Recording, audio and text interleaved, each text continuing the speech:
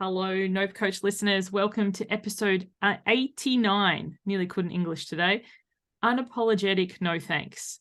That sounded so much easier coming off your tongue, Mary, than when I tried to say it. So welcoming back to the podcast, Mary Wagstaff. And we've done a couple of other episodes, so I highly encourage you to listen to those. But you were speaking, and I was like, let's do a whole episode about this. The unapologetic no thanks. What came to mind as you were saying that? Often we feel like we need to defend our no, or we need to give a reason for our no. And I wonder, and I'm interesting, like I'm totally throwing you under the bus here because I haven't given you where we're going with this. So this will be fascinating. If it's a fear because of cancel culture and stuff, sometimes I think, and this is my personal opinion, feel free to disagree because then we can have a healthy debate. And for anyone listening, if you don't agree with what I'm saying, that's awesome. What's true for you then? Like, I think this is the whole thing. If I say, actually, I don't like this, sometimes people can make that mean they're a troll, they're a hater, they don't like me. And it's like, it doesn't mean any of those things. It's just like, I'm not interested in this. Next. So say we were doing something, you're like, Suzanne, would you like to record an episode on, I don't know. And I was like, no, thanks. It doesn't mean I don't want to be on your show. It doesn't mean I don't want to be your friend. It doesn't mean any of those things. It just is like, no, thanks. I'm not interested in this. Like a no isn't the end of a relationship. It can honestly be the beginning.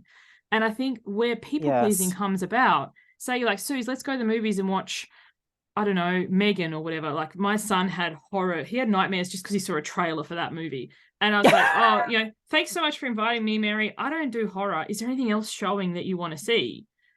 You're not going to be like, well, Suzanne hates me because she doesn't want to see Megan. You're like, cool, like what else is there? The no isn't the end. And I think sometimes we have disagreements with people that we make mean things that aren't actually there. It's just like, I don't agree with this. It doesn't need to be a debate. It doesn't mean I need to change your opinion. It doesn't mean any of those things. And I know that you work with people who drink, and I've said before, I'm a teetotaler. It's fascinating when I say no thanks. Some people just, cool, okay, move on. What would you like or whatever? But some people don't let it go.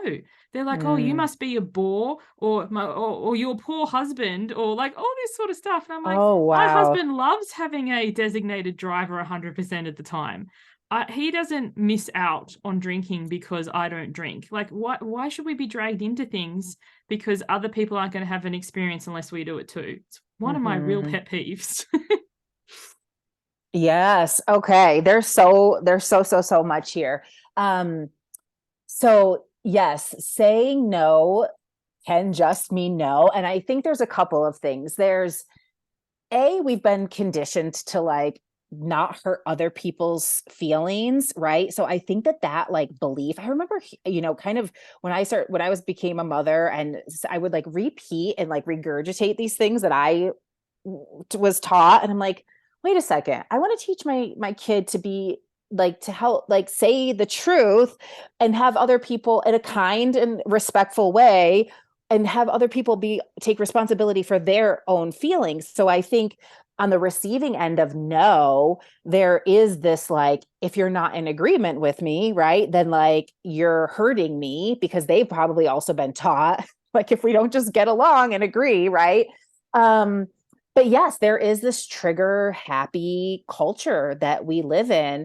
And I think that there's a few ways of like going about it, right? Like the way that you just explained it, and being able to have like, inviting me into a healthy conversation, right? And there's a few coaches that I've kind of just seen like on Instagram that will present what could be like a controversial topic, but they're like, hey, this is how I feel. Like, let me know what you think in the comments. And they really invite in like a warmth of like an open conversation that I think kind of like disarms people to begin with.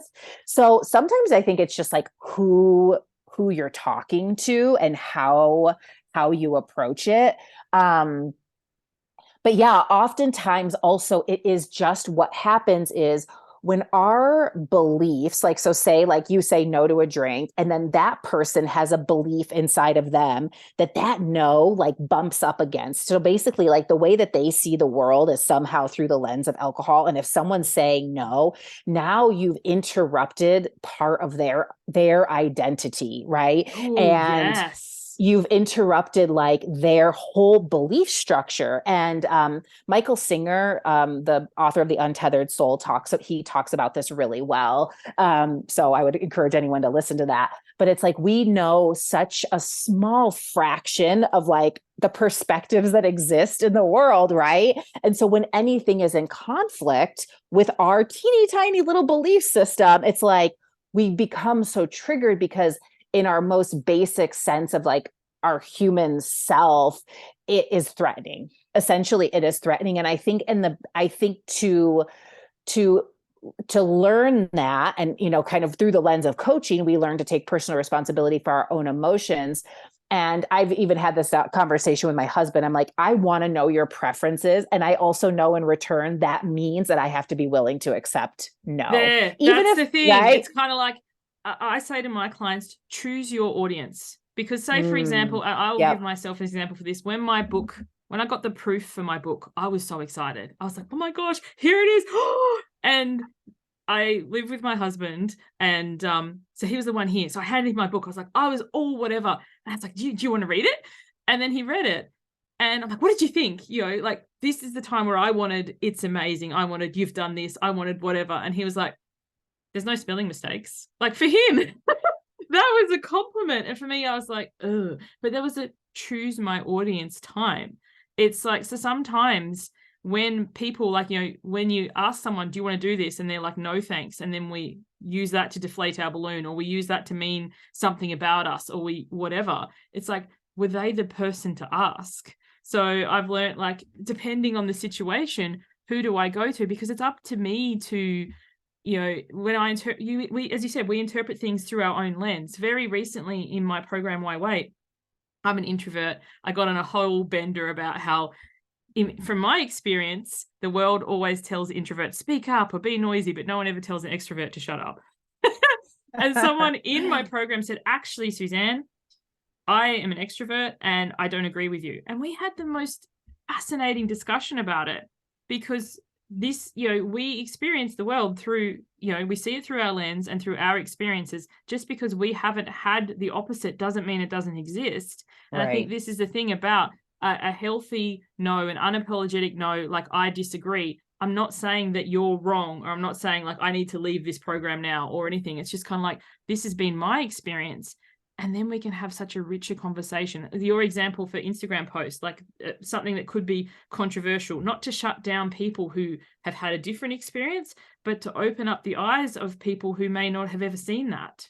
Right. Yeah, absolutely. And it shows up for me in my work. I've had to be, pretty mindful about, not shaming other types of programs or whatever that support people, because my view is whatever works for you, especially with something that can be really, really detrimental and actually, can take someone's life. I mean, it's alcohol's no joke, right? It can wreak havoc on, every facet of your life. So I don't ever want to put down anyone's experience. But I do need to talk about like some very obvious differences, and why for many people, they continue to live even, 20 years sober. They still are in a life of deprivation where they still feel like they want alcohol. And that simply is because of a mindset shift, right? So I feel like it's my obligation to, to kind of point that out. But, it's just another facet, I think, of emotional intelligence and emotional evolution, to be able to just like that conversation. Okay, who's my audience? If I'm asking, does this look good? Am I willing to say, am I willing to take a right? Or can I just like ask myself that question, right? Like, so it also helps in that way of really, learning to self-validate in a lot of ways. I mean, if you kind of, depending on what you're looking for in the world, because a lot of times things can be validation or it's just preferences. But it's such a good, deep way, I think, the unapologetic no, and also being able to receive that is such a great way to get to know yourself and to really build resilience. And to be like, if you want to be able to unapologetically say no to people, right, and not have them take it personally, then like, and then asking yourself, like, well, how do I receive that? Right. Yes. And that is such a good point too. And sometimes it is noticing the sting or it is noticing a thing. But I loved how you brought up the point of like validating yourself. Say Mm-hmm. I wanted to, because there are some things that involve more than one person. Like it's about to be school holidays here. We're going to go up to the theme parks in Queensland. And but actually by the time this airs, it probably would have already happened. My daughter wants to go on some of the rides. Now, because she's young, it has to be accompanied by an adult. And I don't really like the thrill roller coasters or whatever. See, my personal thing, side note, tangent, why does she need to be accompanied by an adult? She's of the height that she's going to be safe. If the thing's going to crash, it's going to crash. What am I going to do about it? Like, seriously. But anyway, there are things in your life where, you know, you could totally validate yourself and go, I'm going to go and read this book, or I'm going to go to this concert solo. And then I'm going to face some people get such shame about going to the movies on their own. I love going to the movies on my own. Anyway, but there are things where you're going to need another person. Like my daughter, she needs an adult to accompany her because of the rules. And there are times where it'll be like, this isn't in my preference, but we can do it once so that you can have the experience. Mm-hmm. But then there are also times it's like, well, who could I invite? Who do I know who lives in Queensland, who would like to come to the theme parks, who would probably love, like my niece, she lives not far from here. So sometimes I invite her because I want to see her, but also she'll do the things with the kids that I don't want to do. So everybody is happy. So there's a difference between like you saying no and then sad face, I miss out without you doing it, and that kind of twisting of the knife.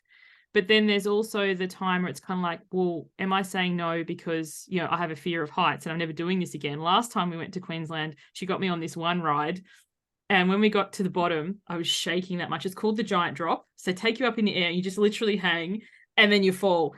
And I'm like, I'm never doing this again. And we get to the bottom and I'm shaking so much I can't stand. And anyway, the ride operator's like, hurry up. And they're trying to get me off and I cannot move. And he's like, if you don't move now, you're going up again. You've never seen anyone move so fast. But it's kind of like, sometimes it's so easy to say no. And sometimes, you know, somebody else may require you to say yes. But there's a difference between coercion, you continually putting yourself in a situation where you're uncomfortable, and saying, well, let's find somebody else who can feel this need, like somebody who would love to do this, so that everybody wins and you're not always the people-pleasing martyr who just doesn't enjoy family holidays or whatever it is that you're doing. Yes, that's such a great point. Sometimes I hear, you know, as a kid of 7-year-old, there's a lot of no's. And I started saying, like, not right now or later. And, you know, just to kind of like, you know, not have that like no all the time, because it was kind of gets to you. But there's also that room for what, like you're saying, curiosity and being creative, right? Like maybe it's just a no for now. You know, maybe there's another option, or how can we compromise? And something else that I kind of heard in there was also being really confident with your no, and then not having regret and like the fear of missing out. And one of the things that's really shifted for me, I don't know if I ever had it. I've always been kind of like, I do what I want when I want, and I don't wait for other people to do it with me. But since I quit drinking, I literally have no FOMO at all about anything. And it's probably like the coaching work that I do too. I make pretty firm decisions, and I believe there's not really a right way. But yeah, it's like, just if you say no, it's no for now. And like, there's always other opportunities for things. And, yeah, and you're grown. I just like to just decide at this age in my life, it's like, my husband's like, I'm a grown man. I do what I want. And I've kind of adopted that too. It's like, you're grown, you know, like do what you want. And if people are going to if someone's going to be immature and have an issue with it, then you got to move on. I do love that. I've got one point before we wrap up though, because we're almost at time. But if I love not right now, if it's legit, I don't love not right now as a stalling tactic. Because the thing is, sometimes, so someone say, do you want to come to my Tupperware party? Oh, not right now. Invite me to the next one. I have no Right. intention of ever coming because I'm not interested in plastic. So saying, thank you so Yes. much for inviting me. This isn't really my jam. It's a no from me, the unapologetic no, versus say you invited me and I did want to come, but I have another commitment. Not right now. Invite me next time. A legitimate, honest this, because I think sometimes relationships can get so strained because we feel like we're always inviting them and they're always Right. saying not right now when it really Right. means never. So Yeah. it's kind of like if it is an actual not right now, 100%. But if it's an unapologetic no, like a no from me, having that conversation can really be a game changer in relationships. Like, this isn't for Yeah. me, like, ever. I love that you love it. Like, my husband and I, it's one of the things, he's like, I love that you love personal development. I'm never interested in any way, shape, or form. So don't invite me. And it's just Right. it works.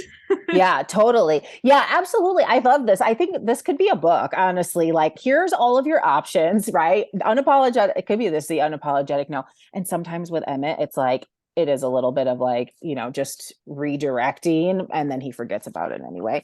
But I will have a conversation where it's like, this isn't for me, right? Like, you have to with your kids too, because I think that also teaches them to really stand up for themselves. Sometimes when you're younger, it's can be hard to do that. I mean, 100%. I'm thinking of an obviously it's example. hard to do that No, too. we are never getting a pet reptile. Not right now to getting a pet. So one day we'll get a dog or a cat or, run of the mill pet. But in terms of a Yes. reptile, never. Yes. Yes. I agree with that. Yes. There's lots of them outside to go find and play with. Yes. Yes. I love it. So thank you so much for joining me, Mary. What do you do and where can people find you? Yes, thank you. This has been really fun. Yes, marywagstaffcoach.com is my website. And I am a private one-on-one holistic alcohol coach for women. And that's kind of the doorway. But we explore many, many things. People pleasing is also one of them. And the unapologetic no that shows up in so many areas of our life. So yeah, if you go to my website, which is just my name, you can find out my podcast and all of the places to find out more information about me. So thank you so much. Thank you. And thanks for listening, everybody. Bye for now.